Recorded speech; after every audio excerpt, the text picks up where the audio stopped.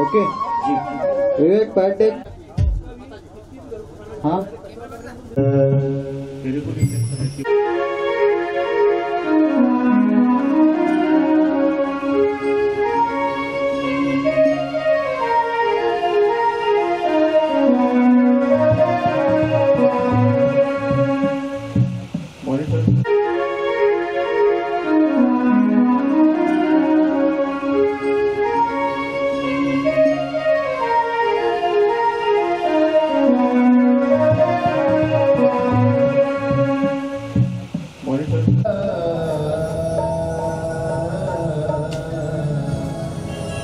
जग में सुंदर है,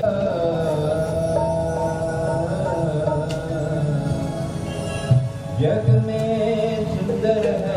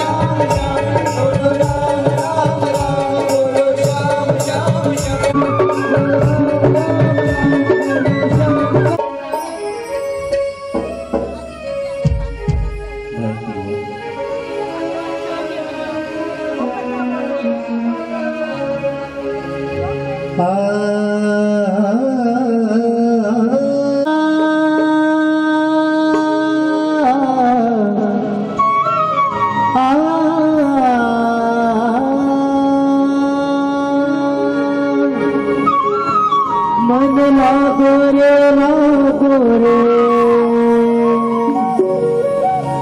मन लागो रे लागो रे, मन लागो रे लागो रे, मन लागो। देवी जी स्थानापन्न हो चुके हैं। मंगलदास जी मोदी और चाची जी उर्मिला जी मोदी, उनको विनती करता हूँ कि मंच पे आकर देवी जी का स्वागत करें और महापुराण भागवत जी का पूजन करें। चाचा जी मंगलदास जी मोदी। श्री गोपाल जी राठी, यह भी आज कथा के लिए पधारे हैं, अपना अहोभाग्य है। उनको विनती करता हूँ देवी जी का स्वागत करें।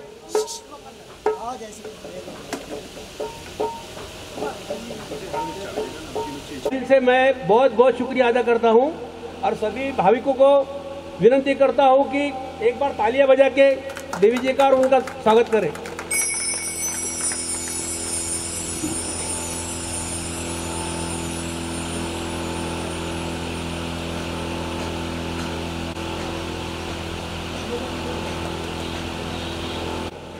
ऐसी मेरी माँ रूपी मेरी बड़ी बहन विजया अग्रवाल और भांजा मेरा अनूप अग्रवाल, इनको विनती करता हूँ कि मंच पे आके देवी जी का स्वागत करें। तो यही मेरे दीदी की वजह से हूँ मैं।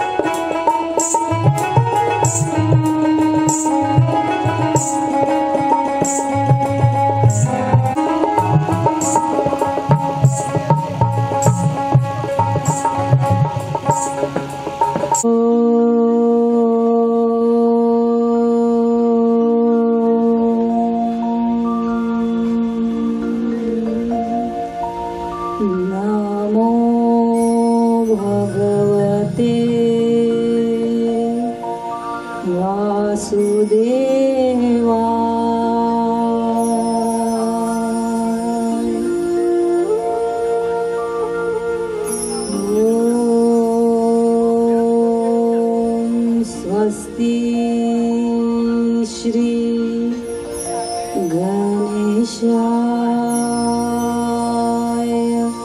नमः।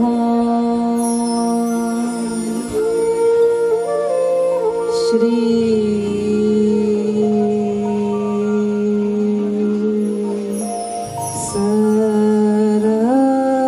सरस्वते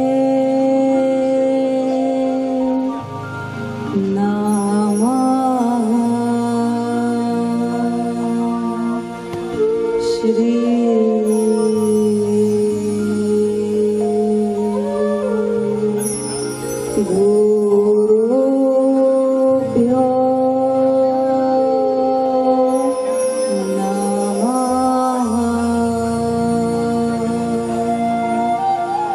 श्री सुरभ्ये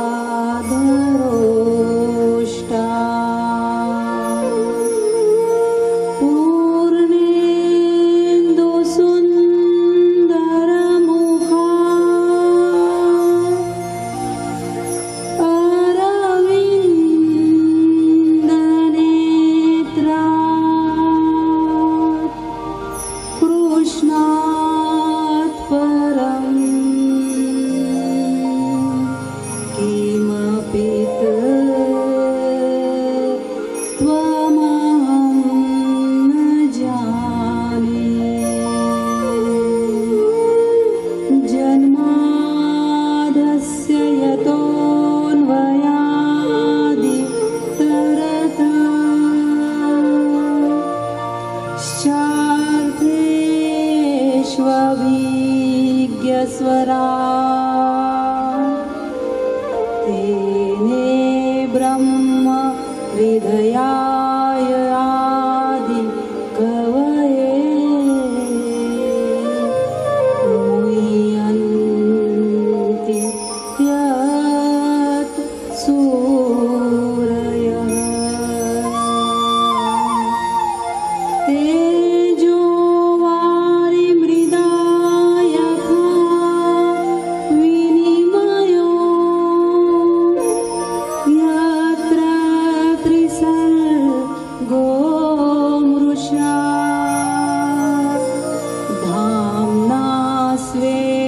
सदा निरस्तकुहकं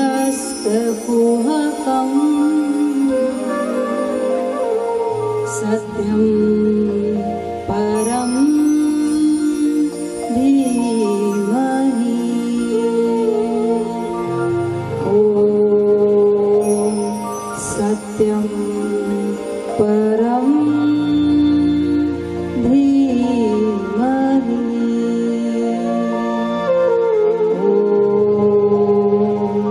सत्यं परं धीमहि।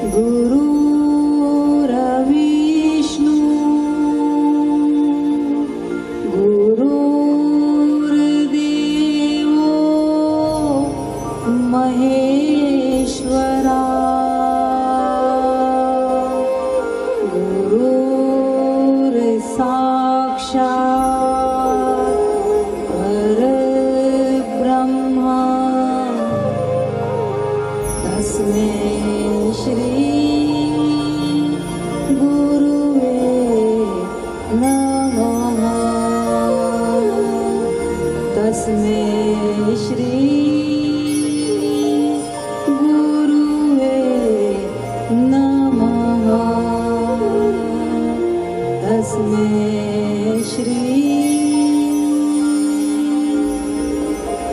गुरुवे नमः।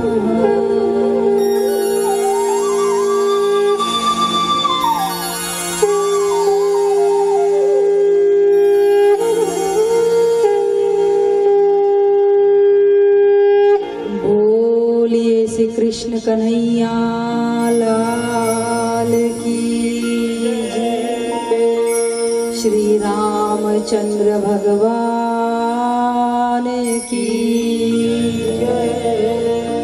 श्री रुक्मिणी मात की जय। श्री हनुमान जी महाराज की जय। श्री सतगुरुदेव भगवान की जय। श्री सुखदेव जी महाराज की जय। श्रीमद् भागवत महापुराण की जय। श्री गौ माता की जय। सब साधु संतन की जय।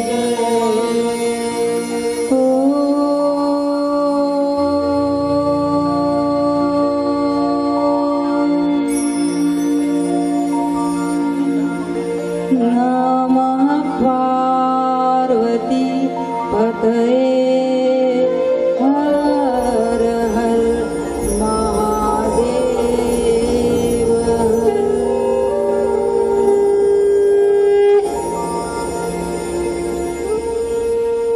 सुंदर नंद मुकुंदा श्री नारायण हरि बोल।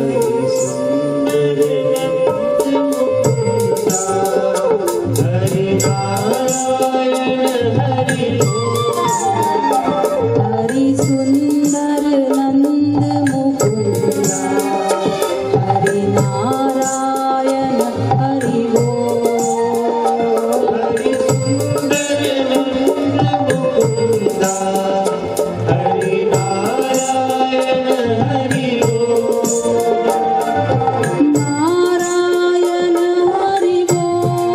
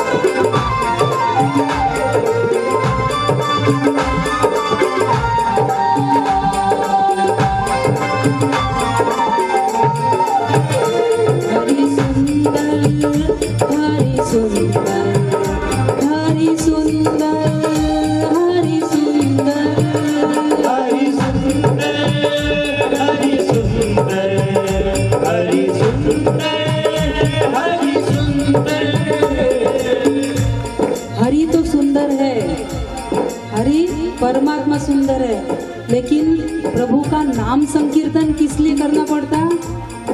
हमें भी भीतर से सुंदर बनना है, मन से अच्छा बनना है। तन से सुंदर रहो न रहो वो माता पिता से मिलता है, लेकिन मन को सुंदर बनाना हमारे हाथ में है। इसीलिए और प्रभु का नाम क्या करता है? प्रभु का नाम हमें भीतर से सुंदर बनाता है। इसीलिए प्रेम के साथ ताली बजाते हुए, हमने उस दिन भी कहा था कि ताली बजाने से हमारे पाप मरते हैं। इसलिए प्रेम से प्रभु का नाम ताली बजाते हुए हरि सुंदर नंद मुकुंद नारायण हरि बोल। हरि सुंदर नंद मुकुंद हरि नारायण हरि बोल। हरि सुंदर नंद मुकुंद हरि नारायण हरि बोल। हरि सुंदर नंद मुकुंद हरि नारायण हरि बोल। हरि नारायण हरि बोल। श्री नारायण हरि बोल। हरि नारायण हरि बोल। श्री नारायण हरि बोल। नारायण हरि बोल। हरि नारायण हरि बोल। श्री नारायण हरि बोल। श्री नारायण हरि बोल। हरि सुंदर नंद मुकुंद हरि नारायण हरि बोल। हरि सुंदर नंद मुकुंद हरि नारायण हरि बोल। हरि सुंदर नंद मुकुंद हरि नारायण हरि बोल। हरि सुंदर नंद मुकुंद हरि नारायण हरि बोल। हरि केशव नंद मुकुंद हरि नारायण हरि बोल। हरि केशव नंद मुकुंद हरि नारायण हरि बोल। हरि सुंदर हरि सुंदर हरि सुंदर हरि सुंदर हरि सुंदर हरि सुंदर हरि सुंदर हरि सुंदर हरि नारायण हरि बोल। राधे राधे राधे राधे राधे राधे राधे राधे राधे राधे राधे राधे राधे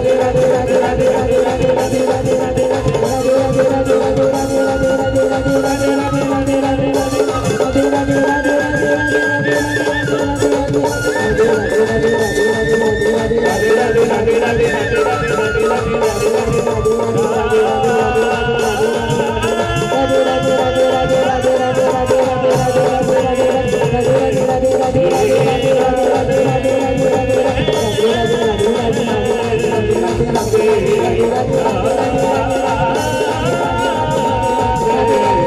Hare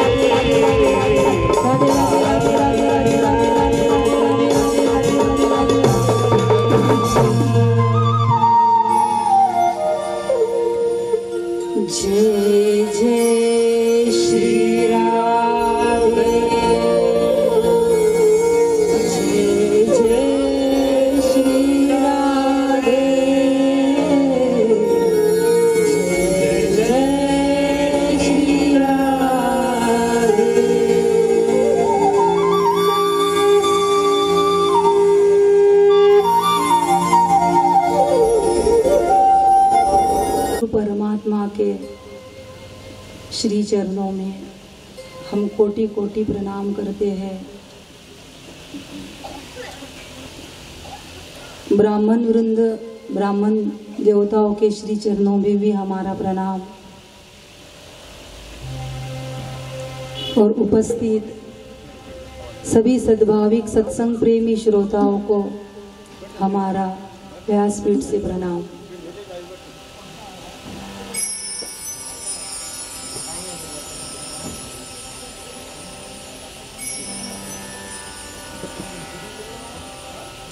भगवद रस रसिक, तृप्त काम, आप्त काम श्री सुखदेव जी महाराज परीक्षिति जी को आज तृतीय दिवस की कथा, तृतीय स्कंद की कथा, प्रथम स्कंद देखा हमने अधिकार लीला, द्वितीय स्कंद साधन लीला और ये तृतीय स्कंद सर्जन लीला। श्री सुखदेव जी महाराज परीक्षिति जी को कथा श्रवण कराते हैं। श्रीमद् भागवत महापुराण वैदिक वाङ्मय का सर्वोच्च सद्ग्रंथ।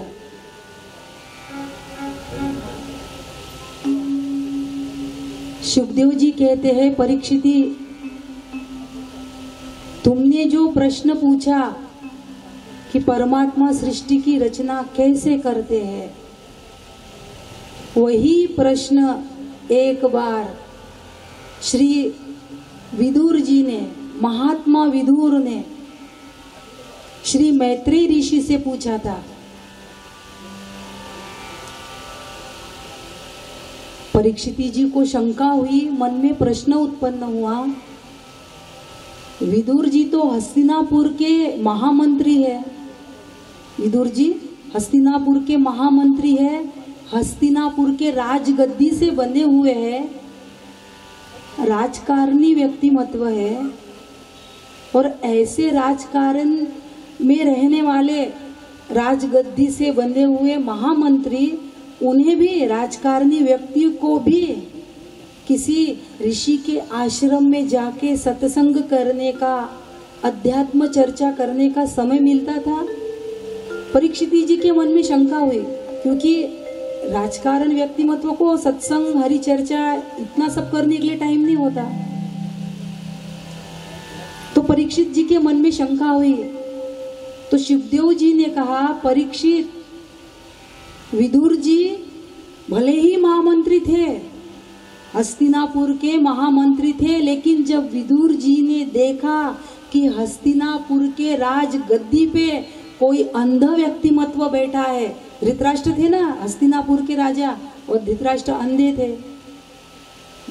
विदुर जी ने देखा कि हस्तिनापुर के राजगद्दी पे कोई अंध व्यक्ति बैठा है और शासन दुर्योधन और दुशासन कर रहा है।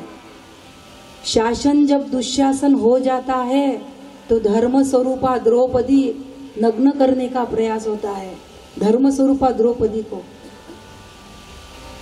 पांडव मात्र 5 गांव चाह रहे हैं, दुर्योधन से मात्र 5 गांव की कामना कर रहे हैं, हमें पूरा इंद्रप्रस्थ मत दो, लेकिन हमें 5 गांव तो दो। लेकिन धृतराष्ट्र और दुर्योधन 5 गांव भी देने के लिए तैयार नहीं है पांडवों को। 5, और आपको पता है क्या, महाभारत के युद्ध में ये जो धृतराष्ट्र और दुर्योधन है, ये लोभ का प्रतीक माना गया है, लोभ का प्रतीक। धृतराष्ट्र को इतना लोभ था, यानी पुत्र मोह इतना था कि राजगद्दी मेरे ही पुत्र को मिलनी चाहिए। धृतराष्ट्र और दुर्योधन और लोभी व्यक्ति को कितना भी मिल जाए ना, कितना भी प्राप्त हो जाए, लेकिन फिर भी संतोष नहीं होता, फिर भी समाधान नहीं होता। लोभ होता ही बड़ा विचित्र है। एक बार एक ब्राह्मण कुमार, एक ब्राह्मण का पुत्र बेटा हमारे भारतीय परंपरा के अनुसार विद्या अध्ययन करने के लिए गया। विद्या अध्ययन ब्राह्मण देवताओं को सब करना पड़ता है ना, चारों वेद, 6 शास्त्र, 6 दर्शन, उपनिषद, पुराण, सबका अध्ययन करना पड़ता है ब्राह्मण देवताओं को। तो अपनी भारतीय परंपरा संस्कृति के अनुसार वह ब्राह्मण कुमार पढ़ने के लिए गया और पूरा अध्ययन करके अपने घर लौट के आया और पिताजी से कहने लगा, पिताजी मैंने सारी विद्या अध्ययन कर ली है, चारों वेद, षड्दर्शन, उपनिषद, पुराण, गीता सब मुझे कंठस्थ हो गए हैं। आप कौन से भी पेज का कौन सा भी श्लोक पूछिए, मैं अभी आपको बता सकता हूँ। पिताजी खुश हुए, अरे वाह बेटा, तू सब पढ़ के आया, तू इतना सब पढ़ा तो सिर्फ मेरे एक प्रश्न का उत्तर दे, और तू यदि उस प्रश्न का उत्तर दे पाया तो मैं समझूंगा तूने सब कुछ पढ़ लिया। बेटा बोले, बिल्कुल पिताजी पूछिए। तो बेटा मेरे एक ही प्रश्न का उत्तर दे कि पाप के बाप का नाम क्या है। मेरे एक ही प्रश्न का उत्तर, पाप का बाप कौन है। अब बेटा अटक गया, क्योंकि किसी भी शास्त्र में स्पष्ट शब्दों में नहीं लिखा है, साफ शब्दों में कि पाप के बाप का नाम ये है। बेटा अटक गया। बेटा बोले, पिताजी ये तो मैंने नहीं पढ़ा। तो फिर क्या पढ़ा बोले तूने? तू यदि मेरे इतने प्रश्न का उत्तर नहीं दे सकता तो मैं मान ही नहीं सकता बोले कि तू कुछ पढ़ के आया।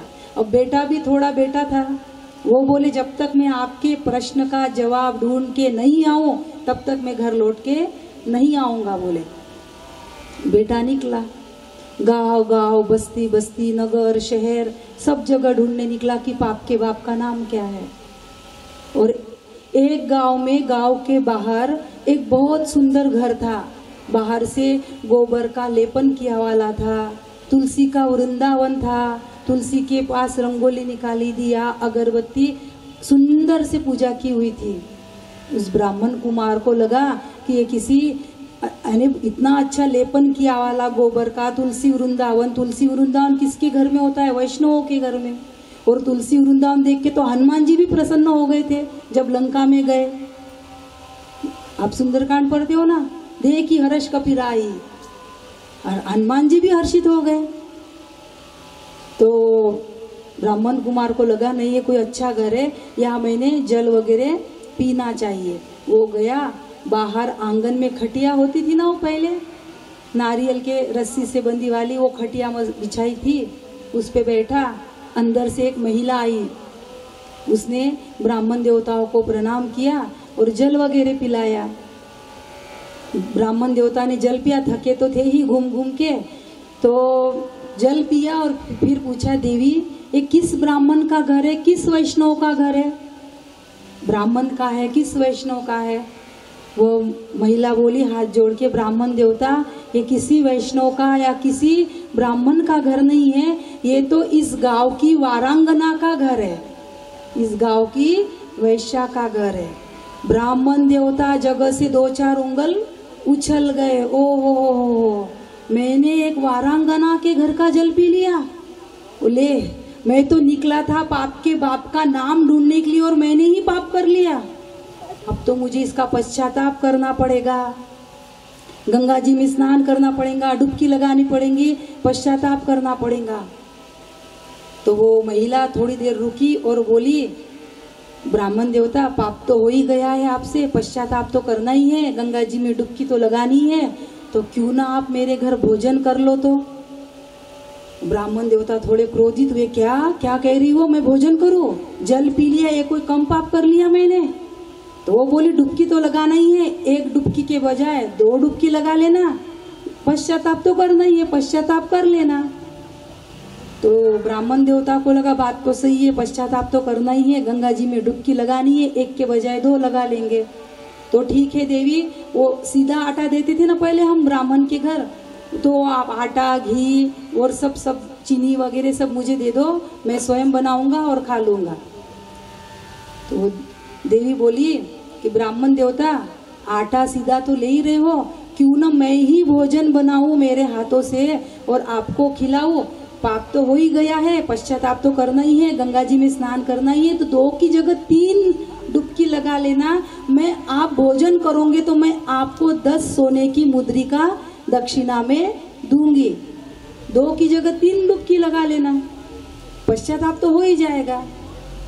ब्राह्मण देवता थोड़े सोचे, बोले बात तो सही है, डुबकी 2 की जगह 3 लगा लेंगे, पश्चाताप तो करना ही है गंगा जी में जाके।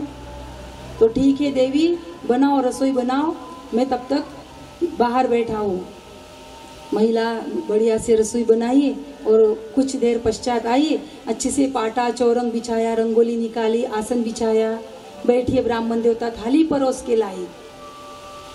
तो ब्राह्मण देवता बैठे, मंत्र वगैरह बोले और कृष्ण अर्पण किया और अब कवल ले ही। तो देवी बोली कि ब्राह्मण देवता, हो सके मेरी एक विनती है, सुनो। तो क्या, मैं एक कवल मेरे हाथ से आपको खिलाऊं?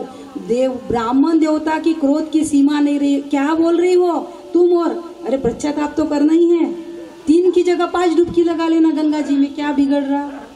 तो एक कवल मेरे हाथ से खाओगे तो मुझे भी लगेगा कि मेरे भी हाथ से कुछ पुण्य हुआ। हम तो कोई पुण्य कर नहीं सकते, मेरे भी हाथ से कुछ पुण्य कर्म हो गया। तो एक कवल मैं अब आपको 50 सोने की मुद्रिका दूंगी दक्षिणा में, 50।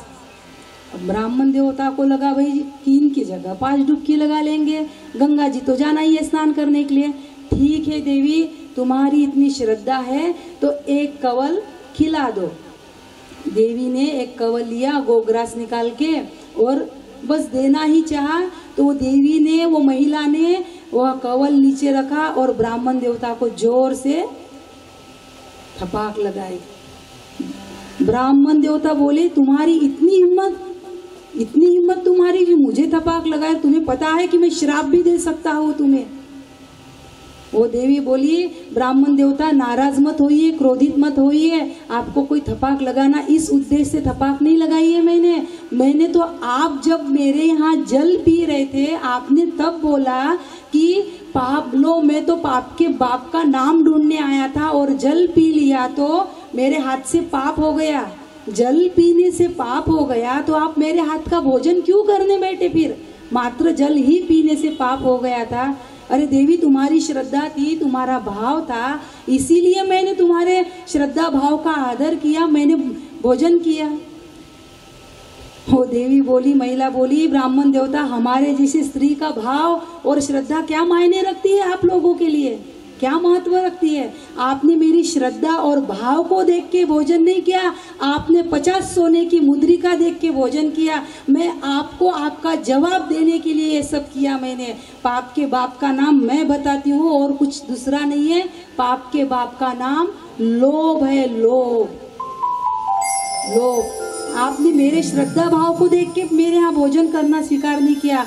50 मुद्रिका, जाओ अपने पिताजी से कह देना कि पाप के बाप का नाम लोभ है।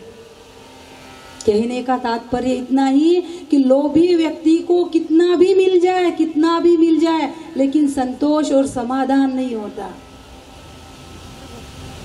गोधन, गजधन, बाजीधन और रतन धन खान।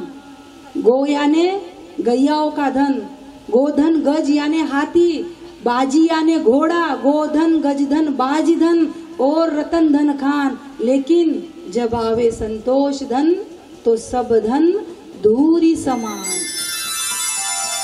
जब तक संतोष का धन नहीं है तब तक कितना भी अरबों खरबोपति बन जाओ, कोई काम का नहीं है। और ये धृतराष्ट्र और दुर्योधन, ये महाभारत के युद्ध में लोभ का प्रतीक है। इन्हें पांडव मात्र 5 गांव चाह रहे और एक दिन की घटना विदुर जी धृतराष्ट्र के हित का, उनके कल्याण का बोलने लगे कि महाराज भ्राताश्री सुनिए क्या कहा विदुर जी ने इतना सुंदर कहा, त्यजत एकम कुलस्यार्थम। विदुर नीति का श्लोक है ये।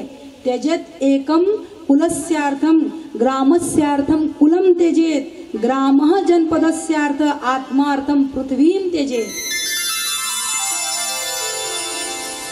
त्यजत एकम कुलस्यार्थम, किसी एक कुल की हित के लिए, किसी एक कुल का यदि उद्धार होता हो और उसके लिए किसी एक व्यक्ति का त्याग करना पड़े तो उस व्यक्ति का त्याग करना, लेकिन उस कुल अपने कुल का उद्धार करना। ग्रामस्य अर्थम कुलम त्यजेत, किसी एक ग्राम के लिए, किसी एक गांव के लिए, किसी एक परिवार का त्याग करना पड़े, एक कुल का त्याग करना पड़े तो उस परिवार का त्याग करना, लेकिन ग्राम की रक्षा करना, गांव की रक्षा करना। ग्रामः जनपदस्य अर्थ, किसी एक प्रांत प्रदेश के लिए, किसी एक ग्राम का, किसी एक गांव का त्याग करना पड़े तो उस गांव का त्याग करना, लेकिन प्रदेश की रक्षा करना। और आत्मार्थम पृथ्वीम त्यजेत, आत्म उद्धार के लिए पूरे पृथ्वी का त्याग करना पड़े तो त्याग करना, लेकिन आत्म कल्याण करके रहना। ये विदुर नीति का श्लोक है।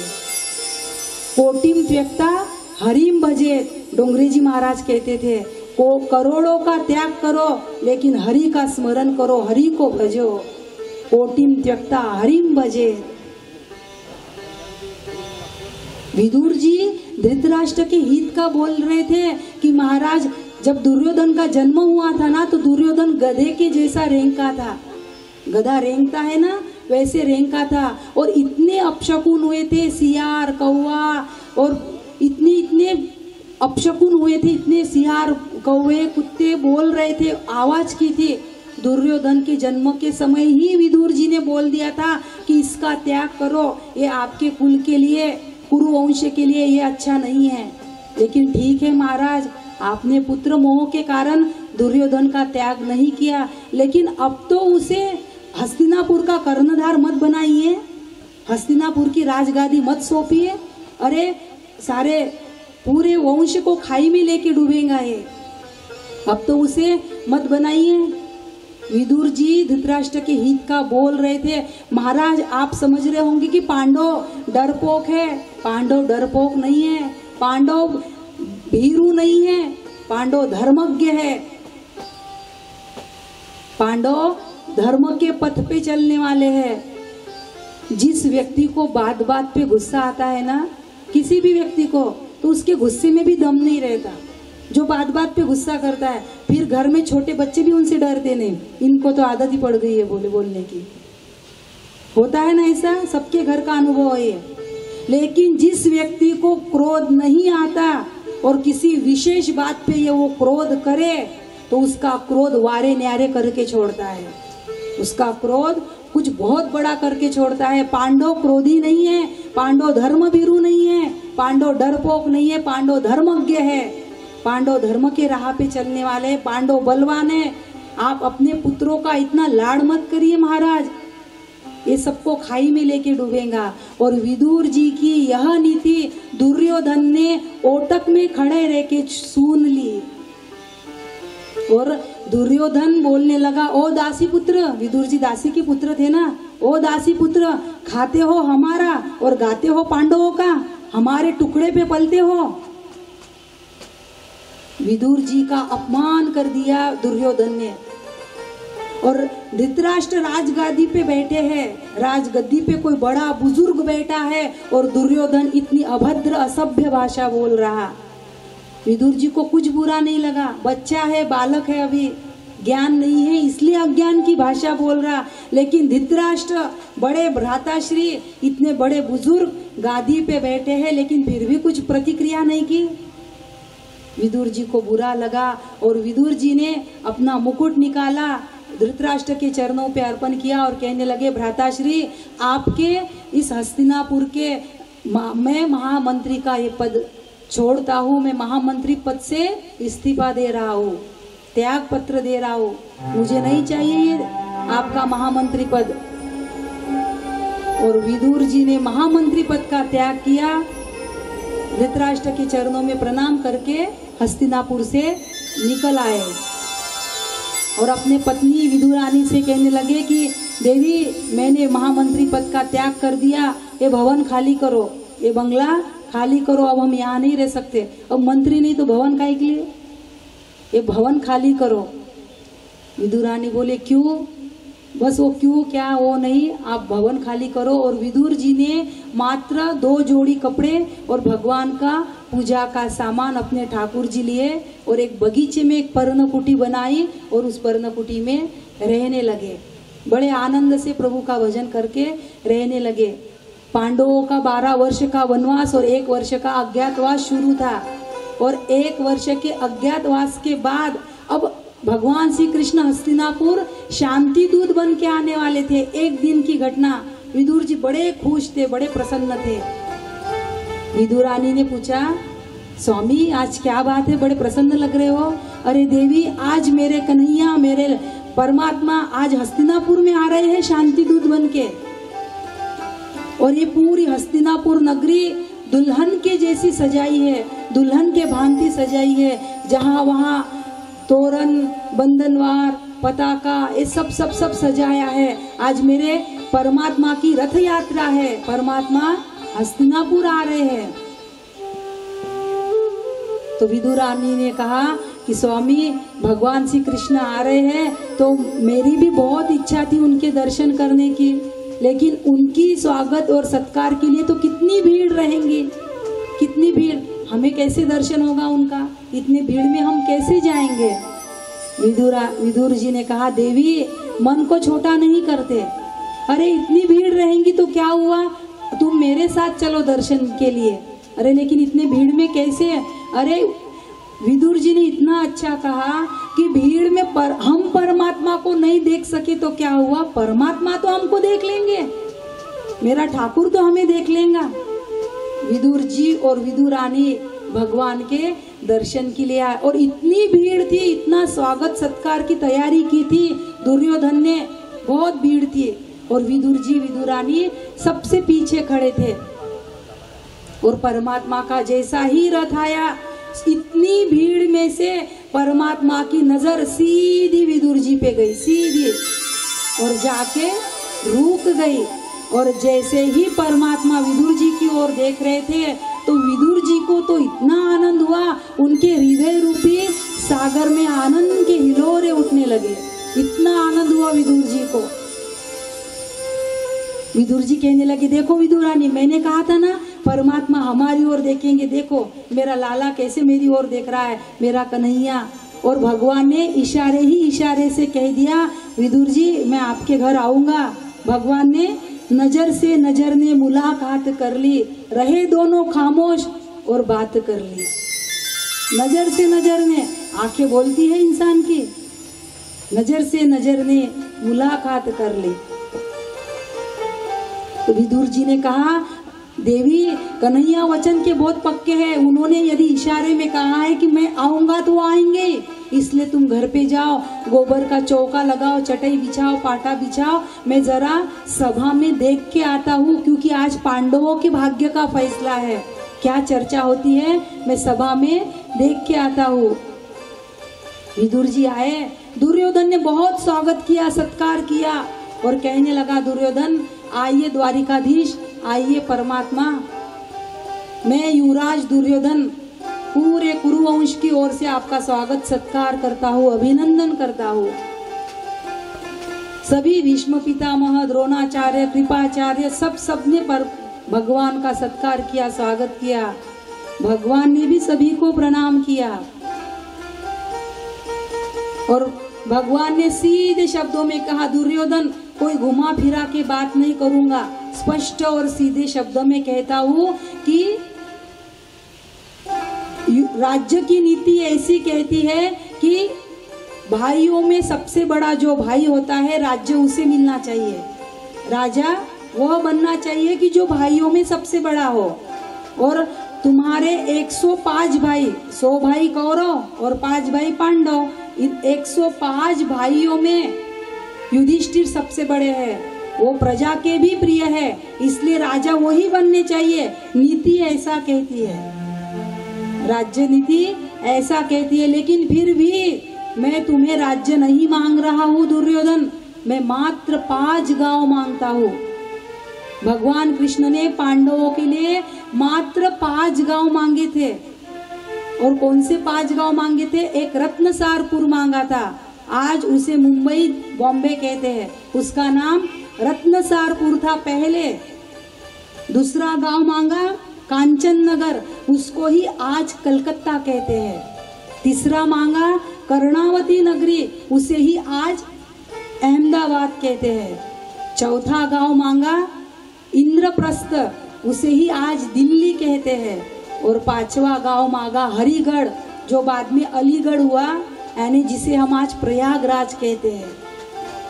ऐसे मात्र 5 गांव मांगे भगवान ने पांडवों के लिए। लेकिन दुर्योधन बीच में से ही उठ खड़ा हुआ और कहने लगा, हे गोविंद, युद्ध के बिना तो मैं सुई के नोक जितनी भी जगह नहीं दूंगा पांडवों को। सुई के नोक जितनी भी, युद्ध के बिना मैं कुछ भी देने वाला नहीं हूं। भगवान ने कहा, कृष्ण ने, दुर्योधन तूने कभी युद्ध देखा है क्या? स्वप्न में देखा होगा। युद्ध की विभीषिका देखी है तूने? अरे कितना खून बहेगा, कितनी स्त्रियों की मांग उजड़ जाएंगी, कितनी माताओं की गोद उजड़ जाएंगी। युद्ध कभी समाधान नहीं होता, शांति ही हमेशा समाधान होती है। युद्ध कभी भी समाधान नहीं होता। और तुम युद्ध चाहते हो, और एक शांति दूत से कैसी बात करनी है ये भी तुम्हें समझता नहीं। दुर्योधन तुरंत रंग बदल गया। खैर छोड़िए केशव, ये राजनीति की, राजपाट की बातें तो होती ही रहेंगी। आप तो चलिए, आपको पता है मेरी माता गांधारी शिव भक्तिनी, गांधारी बहुत बड़ी शिव की भक्त थी। मेरी माता गांधारी ने आपके लिए 56 भोग बनाए हैं। ये राजपाट की बातें तो होती रहेंगी, आप तो मेरे घर भोजन के लिए चलिए, 56 भोग बने हैं। भगवान ने कहा, दुर्योधन आज तो मैं किसी भी हालत में नहीं आ सकता। तो बोले क्यों? क्योंकि भोजन 2 ही परिस्थिति में हो सकता है। किसी के यहाँ भोजन 2 परिस्थिति में हो सकता है। कौन सी 2 परिस्थिति? एक तो भोजन कराने वाले के मन में श्रद्धा होनी चाहिए। भोजन कराने वाले के मन में श्रद्धा होनी चाहिए। और दूसरा, भोजन करने वाला भूख से तड़पना चाहिए। एक तो भोजन कराने वाले के मन में श्रद्धा हो, नहीं तो भोजन करने वाला भूख से तड़प रहा हो। तो ये 2 ही परिस्थिति में किसी के यहाँ भोजन हो सकता है। तुम्हारे मन में श्रद्धा नहीं, मेरे पेट में भूख नहीं, इसलिए तुम्हारे यहाँ का निमंत्रण स्वीकार करने का कोई काम ही नहीं। और आज तो मैं विदुर जी काका के यहाँ जाऊंगा, मेरे विदुर काका के यहाँ जाऊंगा। विदुर जी ने मुझे पहले ही निमंत्रण दे दिया। विदुर जी सभा में बैठे थे। विदुर जी ने इशारों में पूछा, भगवान मैंने कब निमंत्रण दिया आपको? भगवान बोले, विदुर जी बाद में देख लेंगे। विदुर जी सभा से उठे, कन्हैया का भरोसा नहीं है, ये तो तुरंत आ जाएगा। और विदुर जी के यहाँ तो कुछ नहीं था। विदुर जी तुरंत बाजार में गए, कन्हैया के लिए माखन लूं, मिश्री लूं, दूध लूं, दही लूं, खोवे के लड्डू लूं। विदुर जी तो उठे और इधर दुर्योधन सोचने लगा कि देखते हैं कि विदुर के घर क्या व्यवस्था होती है। क्या है विदुर के घर? एक कुटिया में तो रहता है, क्या व्यवस्था होती है मैं भी देखता हूँ। तो कहते हैं भगवान तो सीधे निकले विदुर जी के घर और विदुर जी बाजार में गए। और जैसे भक्त भगवान के दर्शन के लिए चप्पल पादुका नहीं पहनता ना, तो भगवान भी भक्त के दर्शन करने के लिए नंगे पैर जाते हैं। भगवान भी कभी चप्पल नहीं पहनते, पादुका नहीं पहनते। और भगवान सीधे विदुर जी के घर गए, दरवाजा खटखटाया, खोलो। विदुर रानी ने आवाज सुनी, ये तो मेरे कन्हैया की आवाज है, ये तो मेरे गोविंद की आवाज है। विदुर रानी दौड़ती हुई आई और दरवाजा खोला। और इतनी प्रेम में पागल थी विदुर रानी कि समझ नहीं रहा था क्या करूं। आओ आओ आओ ना कन्हैया, आओ ना मेरे गोविंद, नहीं आप यहाँ बैठो, नहीं नहीं आप यहाँ बैठो, आप यहाँ नहीं यहाँ बैठो। पूरे आंगन में भगवान को नचाया विदुर रानी ने, आप यहाँ बैठो। और पाटा भी उल्टा बिछा दिया। भगवान कुछ नहीं देख रहे, भगवान मात्र काकीश्री का चेहरा देख रहे कि इसे हो क्या गया है। मेरे आने की खुशी में इतनी बावली हो गई कि कुछ सूझ नहीं रहा, देह की भी सुधी नहीं रही। और विदुर रानी ने पाटा उल्टा बिछा दिया और कन्हैया बैठो। भगवान तो वैसे भी प्रेम का भूखा है। और कन्हैया भी कहने लगे, काकीश्री जी सुबह से कुछ नहीं खाया, पेट पे हाथ लगा रहे, मुझे बड़ी जोर से भूख लगी है। विदुर रानी की आंखों में आंसू आ गए, मेरे गोविंद को भूख लगी है। कन्हैया आप बैठो, घर में तो कुछ था नहीं उस पर्णकुटी के पीछे एक कदली का केले का बगीचा था। विदुरानी दौड़ती हुई गई, केले तोड़ के लाई, परमात्मा को पत्तल भी उल्टी बिछा दी, पत्तल भी उल्टी रख दी और कहने लगी, कन्हैया लो बड़े मीठे केले हैं, और केले का छिलका निकाल रही है। और इतनी प्रेम में पागल, इतनी प्रेम में देह की सुधी नहीं रही, केला तो फेंक रही है और छिलका मेरे कन्हैया को खिला रही है। लो केशव, लो गोविंद, एक केला फेंका। और भगवान तो प्रेम के ही भूखे होते हैं, भगवान ने भी कुछ नहीं देखा कि केला है कि छिलका है, कुछ भी नहीं देखा। भगवान केला खाने लगे, एक छिलका हुआ, 2 छिलके, 3, 4 करते करते भगवान ने पूरे 40 केलों के छिलके खा लिए और केलों का ढीग लग गया। उतने में विदुर जी आ गए घर पे, दरवाजा खटखटाया। विदुरानी ने दरवाजा खोला तो विदुर जी कहने लगे, देवी आज की क्या बात बताओ, आज तो कन्हैया ने मेरा इतना सत्कार किया, इतना स्वागत किया कि मेरी छाती चौड़ी हो गई। और पता है विदुर जी कह रहे हैं, आज मेरे कन्हैया ने सभा में कहा, मेरा तो भोजन का निमंत्रण तो काकाश्री जी के घर है। देवी मैं वैसी सभा उठ के भागा, देवी जल्दी ये सब सामग्री लाई है मैंने, दही दूध खोवे के लड्डू सब सजा के रखो, भगवान आने वाले होंगे। कन्हैया वचन के पक्के हैं, विदुर के घर जाना है तो जाना है और भगवान आने वाले होंगे, सब सजाओ और बढ़िया से चटाई बिछाओ। विदुरानी कहने लगी, आने वाले नहीं तो कब के आके बैठे हैं, क्या कन्हैया आ गए? ओहो तुमने कुछ खिलाया उन्हें? हाँ कुछ तो और था नहीं, केले थे तो केले खा रहे। विदुर जी भीतर जाके देखे तो भगवान छिलका खा रहे थे और केले का ढीग पड़ा था। विदुर जी बोले, देवी तुम कितनी भोली हो, भगवान आज मेरा गोविंद, मेरा परमात्मा मेरी कुटिया को पावन करने के लिए पहली बार आए और तुमने केले के छिलके खिलाए। विदुरानी ने देखा, ओहो मैंने अभी तक केले के छिलके खिलाए, मुझे मालूम ही नहीं। कन्हैया से क्षमा मांगने लगी, गोविंद भगवान बोले, ओहो काकीश्री जी आपने अभी तक हमें छिलके खिलाए, ये हमें भी मालूम नहीं, हम तो आपका प्रेम देख रहे थे और बाकी हमें कुछ भी मालूम नहीं। और बाद में तो फिर, और देखो उस केले की छिलके की हम आज भी कथा गाते हैं। ये घटना तो हजारों साल पहले हो गई, लेकिन आज वह केले के छिलके इतिहास में अमर हो गए। आज भी हम बड़ी आदर के साथ गाते हैं, सुनते हैं। क्यों? क्योंकि परमात्मा मात्र और मात्र प्रेम का भूखा है। शबरी के झूठे बेर खाए, युधिष्ठिर के यज्ञ में झूठी पत्तल उठाई मेरे परमात्मा ने, प्रबल प्रेम के पाले पड़कर प्रभु को नियम बदलते देखा। अपना मान टले टल जाए पर भक्त का मान न टलते देखा। कभी भक्त का मान नहीं टालते परमात्मा, खुद की प्रतिज्ञा तोड़ देंगे। अरे जिस दिन भीष्म ने प्रतिज्ञा की थी कि आज मैं कन्हैया को शस्त्र उठा के दिखाऊंगा, भगवान ने प्रण किया था ना कि मैं युद्ध में शस्त्र नहीं उठाऊंगा। और जैसे भीष्म ने सुना कि हम ये क्या आलू छीलने की भूमि है क्या, क्षत्रिय होके शस्त्र नहीं उठाओगे, मैं प्रतिज्ञा करता हूँ कि कन्हैया से शस्त्र उठवा के रहूंगा। और 10वें दिन का युद्ध था, भीष्म पितामह ने बाणों की वर्षा कर दी, 10,000 बाण एक साथ में छोड़ते थे। तब मेरे कन्हैया ने रथ का चक्का उठाया। रथ का चक्का इसलिए उठाया, अपना मान टले टल जाए पर भक्त का मान न। भीष्म पितामह की प्रतिज्ञा रखी, स्वयं की प्रतिज्ञा छोड़ दी। क्यों? क्योंकि परमात्मा केवल और केवल प्रेम का भूखा है।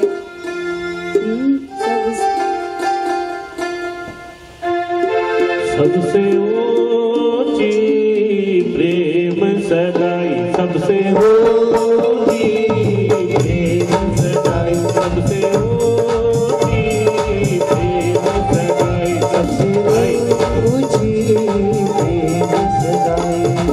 दुर्योधन को मेवा जागो, दुर्योधन को मेवा जागो, दुर्योधन को मेवा जागो, दुर्योधन को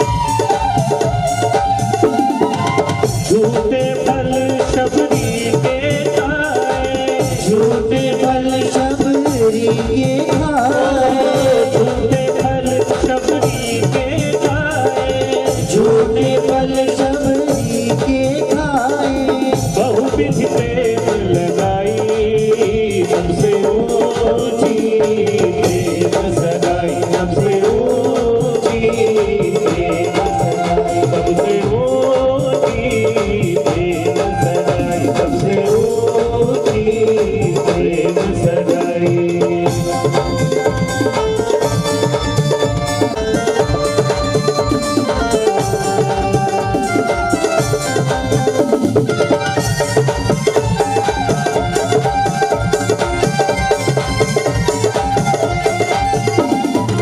प्रेम के बस अर्जुन रथ हाक्यो, प्रेम के बस अर्जुन रथ हाक्यो, प्रेम के बस अर्जुन रथ हाक्यो, प्रेम के बस अर्जुन रथ हाक्यो। भूल गए हो, भूल गए ठकुराई, सबसे ऊंची प्रेम सगाई, सबसे ऊंची प्रेम सगाई, सबसे ऊंची प्रेम सगाई। सबसे ऊंची प्रेम सगाई। ऐसी प्रीत बड़ी वृंदावन, ऐसी प्रीत बड़ी वृंदावन, ऐसी प्रीत बड़ी वृंदावन, ऐसी प्रीत बड़ी वृंदावन। गोपिन राज न जाए, सबसे ऊंची प्रेम सगाई, सबसे ऊंची प्रेम सगाई, सबसे ऊंची प्रेम सगाई, सबसे ऊंची प्रेम सगाई।